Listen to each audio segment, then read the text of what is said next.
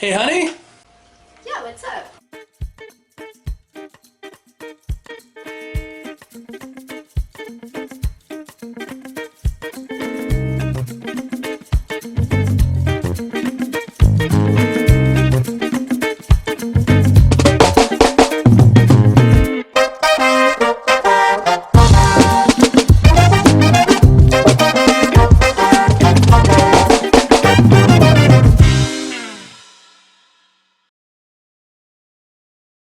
Hey, everybody. I'm Fen, and this is Retro Reviews, a review show where we go through my copious amounts of role-playing books, magazines, other paraphernalia, one at a time, and in order to keep me on track and not rambling, we have Laura. Hey everybody, so to keep us on track tonight, I'm going to ask a list of questions. All right, fire away. What are we reviewing tonight? Dragon Magazine number 302. Okay, and is this another subscription? It is another subscription one. So I subscribed for like 2 years. I had like 2 years worth of issues that I have all in a row. So any two-parter or three-parter articles, I've got the whole collection for during this stretch up until the end. So Okay. Do you want to give us a quick synopsis of what's inside? first article is up on a soapbox. It's Gary Gygax's monthly column from one of the two originators of the game. This one's called Penny for Your Thoughts, musing on what counts as too much treasure, which boils down to unless you have a massive bag of holding, a huge pile of treasure is too much work and not worth the risk to count pennies while in a dungeon. Even hired help just means more work, and if you do have a magic bag, then you don't want to roll a trash can worth of coins. Unless you're like me and actually enjoy rolling coins. That is weird. I know, I am. Next article is the Summoner's Circle. It's an alternative summoning spell tables. So not like summer. Right, it's like you draw in the circle on the ground, say the magic words, and a creature appears.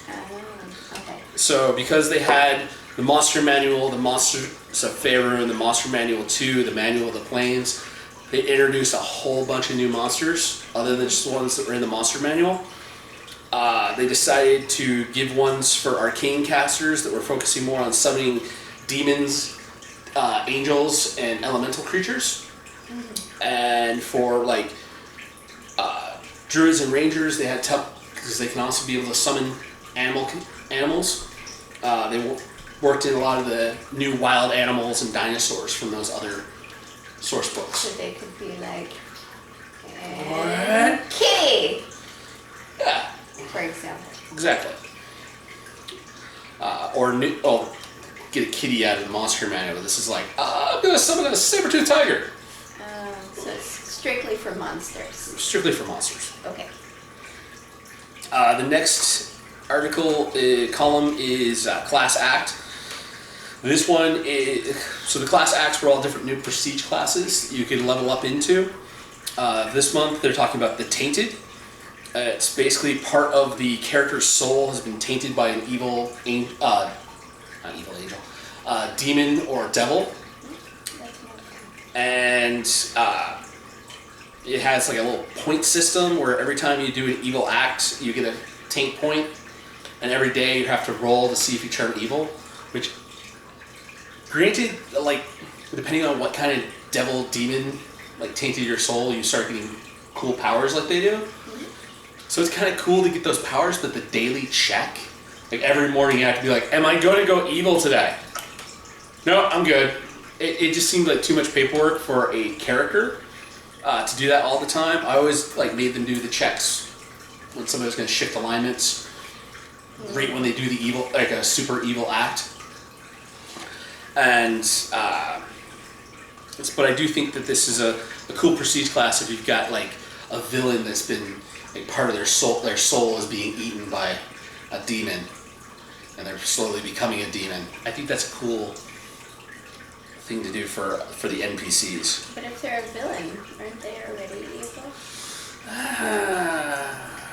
Well, as George R.R. Martin likes to say, the villain is just the hero of the other side. I suppose. And if they're doing something like the fall of Anakin Skywalker, Like, he went to the dark side because he thought he was going to lose his wife and unborn children. Well, unborn child. And he just did all this bunch of evil stuff, and he kept doing more evil stuff, and it became hard for him to turn back from that. So, you know. But this is like, a demon is eating your soul. You're losing your soul. That's straight up evil. Yeah. So you can be like, Diet Coke of evil, and then turn into like a Jaeger bomb of evil. Next article is a collection of cantrips. It's 14 new 0-level spells, which basically are cantrips. Some of the ones I noted down was Coin of the Realm, where you can turn a pebble into a gold piece. And it lasts for a little while, then it wears off. There's one called Thunderhead, and I thought that one was the coolest prank one to ever play. Basically, you create a little black thunder cloud above somebody's head, and each round, a little tiny lightning bolt just zorps them in the top of the head. Flag was one where it basically creates like a little flag that flutters above their head, so you can actually mark. If you're like doing like a big battle, you can like tag that one, tag that one, tag that one. Okay, everybody get those guys. And that is useful.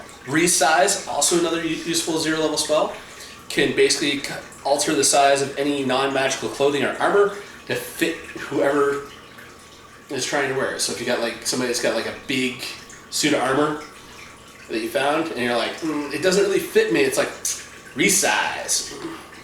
Oh, nice. Don't have to spend the time to like go out and get the armor reworked and everything. It's just like, nope, it fits. Yeah, that's convenient. Yeah, because magical armor it used to have a property in 2nd edition, which I carried over to my games, that it just resizes to fit whoever puts it on. So it's kind of nice to have a way to do that with non-magical armor and gear. Next article is 60 unstable arcane magical side effects.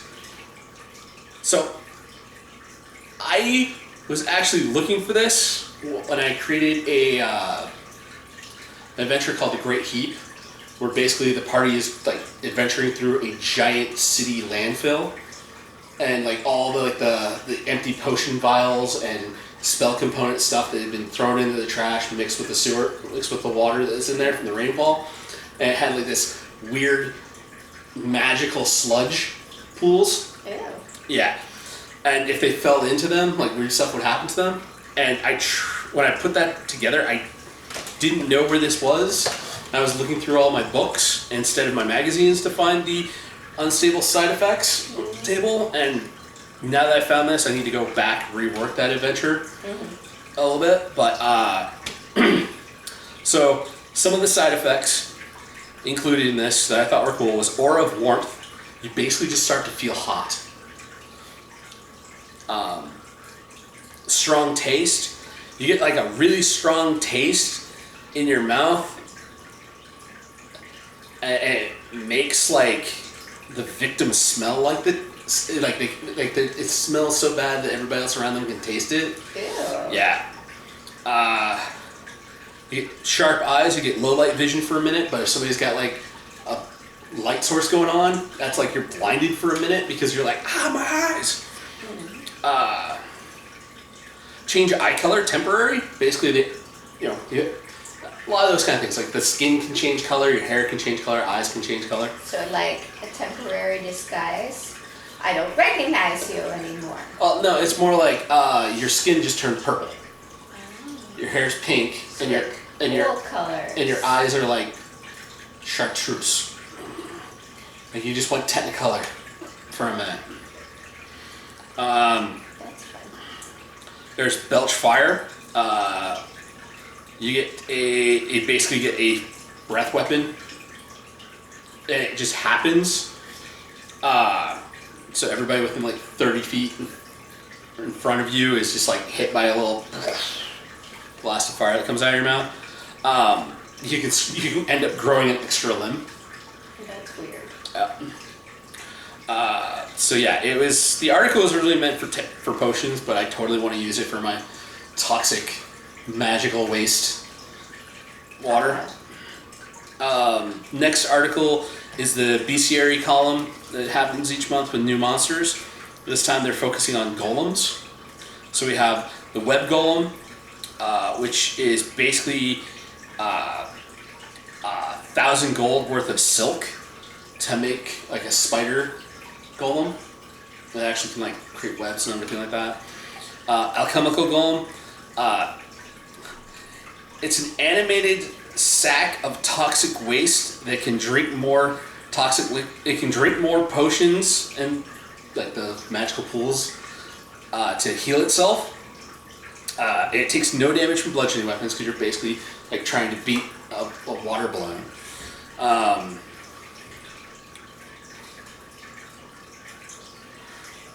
And if you cut it, it actually like sprays you with like all its nasty toxics. Ew.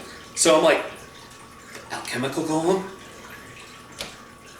The weird sludge pools? Oh yeah, I totally am inspired to rework the Great Heap adventure. Yeah, just combine those two.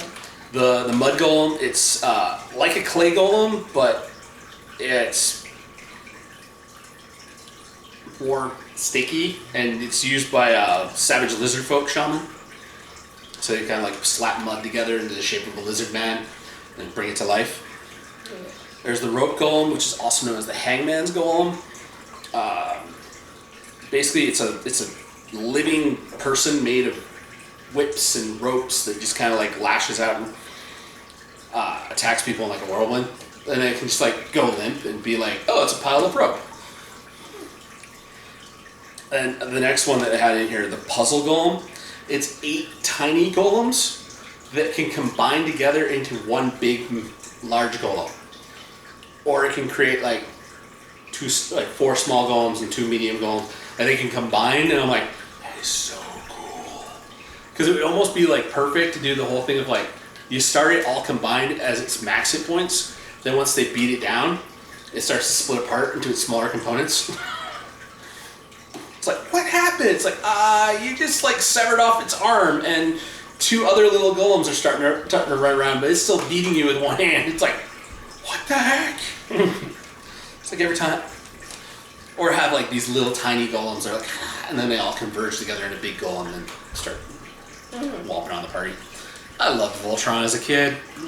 Alright, next article is Silicon Sorcery. It's a column where they basically go through video games every month, and they just either convert like spells, classes, or different stuff from it. This time they're looking at the Neverwinter Nights video game, and I think I might like to live there in place of the Neverwinter Nights. It's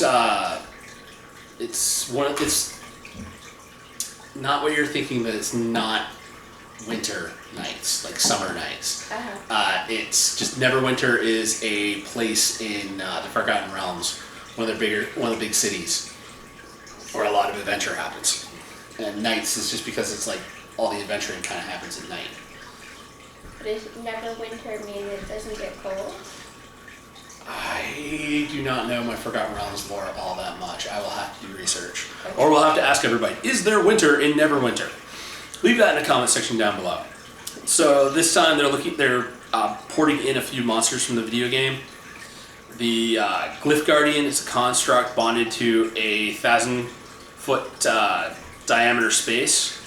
If the area is it's got powers to be able to defend it, such as it can teleport around in it, gets extra damage, can ignore armor and shoot energy rays. So it's like a good little guardian that you put in one spot. Old One Guardian, it's another massive defender of ruins and tombs with immunity to all but negative energy and rust spells. The Battle Horror animated. It's the animated helm, arms, and torso of plate armor that kind of like has like a ghostly apparition around it. And the Minogon, which is a clockwork beast powered by the souls of Minotaur and a fire elemental. So it's a giant clockwork Minotaur. Weird. Yeah. We're going on a lot of golems in this issue. Yeah. Bazaar the Bazaar, it's the monthly column of new magical gear. This month they're focusing on magic armor. Some of the standout ones was the armor of healing. It's cloth armor that gives no bonus to your AC, but it casts Cure Light Wounds on you at the end of each round. What's the AC? AC is your armor class. Oh. So normally, like, you'd have like leather armor gives a +1, full plate mail gives a +9. Okay. This one gives +0, but at the end of each of your turns, you heal back 1d8 +1 points of damage that you've taken. Okay. And that can happen up to 50 times. There's flame armor, adds +3 to your AC and observes the first 12 points of fire damage that's dealt to you. And when you're attacked, it deals d4 points of fire damage to the attacker. If they're using a natural weapon or something that's handheld, so they can't, like, if they got reach, if they got like a pole they're hitting you from, they're like right next to you trying to stab you, then they take the damage.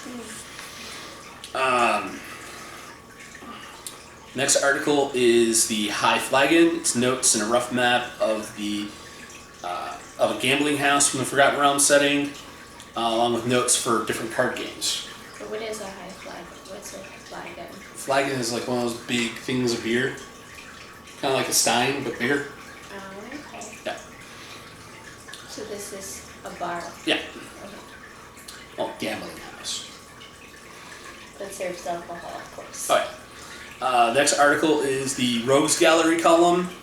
The Heroes of the War of the Spider Queen. It's 4 high-level drow NPCs from the War of the Spider Queen book series. So basically some more evil drow to use in your campaign. Actually a spider? Like a giant spider? The Spider Queen. Loth is the goddess of the drow. She's like, got from the waist up, she's this beautiful, dark-skinned, white-haired elven woman. And from like the hips down, it's a tarantula. Ooh, Actually, Black Widow spider. Black Widow. That's very creepy. It is. And the drow all worship her as their goddess. Next article is the Living Greyhawk Journal. This is Living Greyhawk Journal number 18. They numbered all the ones in it. Basically, it's just news for the Living global campaign, where basically everything people play. I've talked about it before. You know, basically you play, their record of how your game went gets reported in, and then they basically, based on how many people succeed on each of the different adventures, they change the narrative flow of the overall arcing story. It also includes some new rules and little updates to be added to the Living Greyhawk campaign. This one had the prestige class for creating a mask of Jody, basically a faceless man from the Game of Thrones, so they can basically disguise himself as anybody and move about as spies. And they also have like the power to hide their thoughts from detection. Because what's good of basically changing your shape and taking on the appearance of anybody else, if anybody that's got like a little bit of mind reading magic or psychic powers, could be like, that's not who they say they are. So yeah. Next couple of articles in the magazine are part of what they call the Wizard Workshop. Notes for DMs and players to be able to craft better adventures and make better characters, and also run the game easier. The first article in that section is Dungeon Craft column. It's part 2 of running large encounters. The advice that they give for playing with a large group of, like, say 8, like the biggest group I've ever run as a DM, I think was 9. So you got like 8 or 10 players sitting around the table. No, it can get hard, but they gave some notes for how to make that easier. Is to have note cards for the PCs, so have like their basic stats that you're going to need to know, not have to keep asking everybody to reference. And also have some way of keeping the initiative order tracker. Some DMs like to write the player names on clothespins and clip them to the DM screen, so you can just be like, okay, you've done your action, we'll move you over here to the back of the line. Yeah. visual aids, minis, whiteboards, something to note conditions. I have these cool little metal coins that you can put on the minis that say like blinded, rage, unconscious, grappled, and keep track of like if somebody's actually has like a status condition on them. You can mark that. I do like playing, especially the tactical big battle scenes, to have the table with a map and minis, so it's like, okay, we know where we can see where everybody is, see where the monsters are, and try to figure this out tactically. And just, a whiteboard, something that's quick and easy to erase that you can keep track of notes on. That's awesome. Also, it says keep it moving. Keep the pace fast. Be like, okay, what's your action? All right, you're done. Resolved everything. Next. So you don't have anybody having too much lag time. Yeah, right. Because that's when the phones come out and side conversations start, and everybody loses track of what the hell's going on. And one thing is just to let the player characters do their thing. Try not to have too many people doing the same kind of thing, and let everybody have their moment to shine. Big thing to stress. Best piece of advice is really that. Just let everybody have their spotlight moments. End with a bang. Have like the game night end on like a major note. A lot of DMs like to do cliffhanger things where it's like, we've gotten through all of this. Here's the next big bad. All right, we're gonna start next session with a big action scene. But sometimes you can just, it ends at the end of the big battle. And then also let there be time for post-battle activities, so you can end up having that whole thing of like, okay, so we had the big battle. What are we doing afterwards? Okay. Yeah, you want to wrap up the chapter. The next column is the play is the thing. This one's talking about mysterious magic, how to make spells more flavorful by giving them a custom visual component, such as illusionary visual objects, manifesting elemental objects, like basically like summoning, like if you're going to create a sword of fire, it actually like, you can describe fire starts like snaking its way down my hand and forms into the shape of the sword. Calling upon objects that are nearby to be able to do such, like grabbing a tree and like pulling a quarterstaff out of it. If you're like your shillelagh spell, you're just like pulling the branch off the tree and it forms into your club.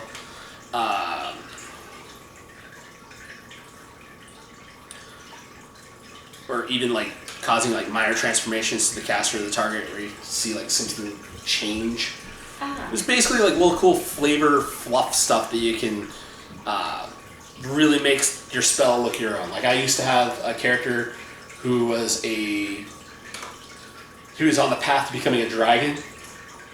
In order to cast magic missile, it was actually, instead of just being like little darts of energy, it would actually be like 3 dragons, literally like energy dragons would burst out of his hand and fly out to the target. Are they real dragons? No, they were just manifestations of the spell. Because magic missile is just a little dart of energy that flies out and they auto hit whatever you want. But mine were like 3 dragons, and then you see the dragons like fly around and go around corners and zorp into whoever they're targeted at. Next article in the Wizards workshop is notes on running ready-made adventures. So I like to run pre-made adventures a lot, just because it saves on the bookwork that I gotta do before game night. Yeah, sure. So the advice, if you are running pre-made adventures, is look it over cover to cover. Make copies of any handouts or maps, NPC/monster stats. That way you don't have to flip through the book to find everything. You got everything on sheets. You can also use you don't have to give the book over to the players. If there's a handout, you're just like, okay, I got that photocopy already. Here's this handout for you. Yeah. Spend some time figuring out the maps. Know how you go from part A to part B. Study the beginning of how the adventure begins and how the adventure ends. Yeah, study the beginning and the ending so you know how you can work it into the game and how you can end up possibly making it connect to another game if there's some stuff you need to edit change. Prep the encounters. Like sometimes there's bold text that you got to read out to the party. Practice reading out your scripts when you have scripts in the adventure. So practice those. Carefully read the details, make notes, and if there are NPCs and monsters you need to flesh out, maybe add like some notes of like how this person's going to talk, or some tactics the monsters are going to use. Make some notes about that. And tweak the rewards as needed to tie into ongoing adventures. If the adventure says they end up getting like a flaming sword, but you know that they're going to go off into a place where that flaming sword is useless, make it an ice sword. And then lastly, the magazine ends with sage advice. This is a monthly FAQ column where basically players write in their questions to Wizards of the Coast and be like, I'm confused on how this works, because this is back during the day before we had like Reddit and Facebook, and there was the 1-800 number we could call to ask questions directly to Wizards of the Coast. But I think Tommy got on a first name basis with one of the guys. He just started asking for him whenever he called.